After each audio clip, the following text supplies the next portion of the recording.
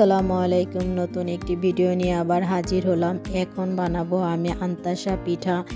এখানে আমি চালের গুঁড়া নিয়ে নিয়েছি 3 কাপ পরিমাণ, আর সাথে নিয়ে নেব আমি ময়দা। এখানে আমি 2 কাপ পরিমাণ ময়দা অ্যাড করব। আমি আরেক কাপ ময়দা দিয়ে দিলাম। এখন পরিমাণ মতন লবণ দিয়ে দেব, তারপরে দিয়ে দেব চিনি। এখানে আমি 3 কাপ পরিমাণ চিনি দিয়ে দিয়েছি। এখন আমি এগুলো পানি দিয়ে ভালোভাবে ডোটা তৈরি করব। পানিটা একটু অল্প অল্প করে দিলেই ভালো হয়, না হলে বেশি পাতলা হয়ে যাবে, পিঠাটা ফুলবে না।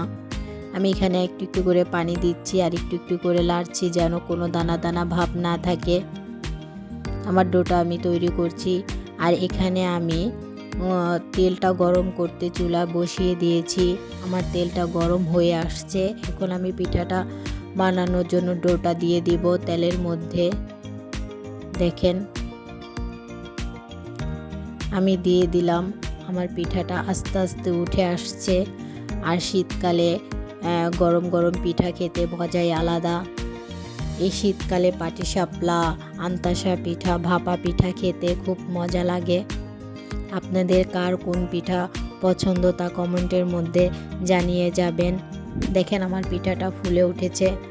আমি এখন আরেক পিস উল্টিয়ে দেব। এক পিঠ হয়ে গেছে।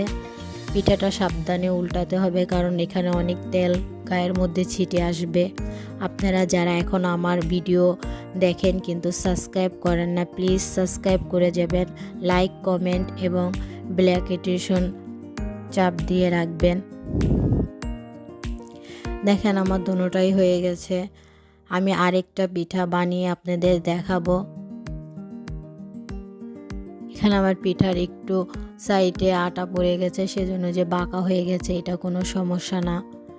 আমার পিঠাটা দেখেন আস্তে আস্তে ফুলে আসছে। আপনারা ডোটা যদি সুন্দর করে গোলাতে পারেন তাহলে পিঠাটা অনেক সুন্দর হয়, ফুলে যায়।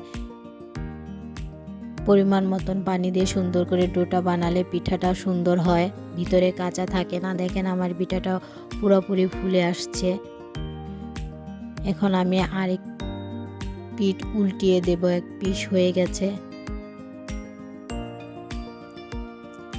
এখানে দেখেন বাটির মধ্যে আমি পিঠাগুলো নিয়েছি আপনাদের দেখানোর জন্য পিঠাটা কতটা সুন্দর হয়েছে আর ফুলেছে আর মুচমুচে হয়েছে সেটা দেখার জন্য। পরবর্তী ভিডিওর জন্য অপেক্ষা করেন। নতুন আবার ভিডিও নিয়ে আপনাদের সামনে হাজির হব।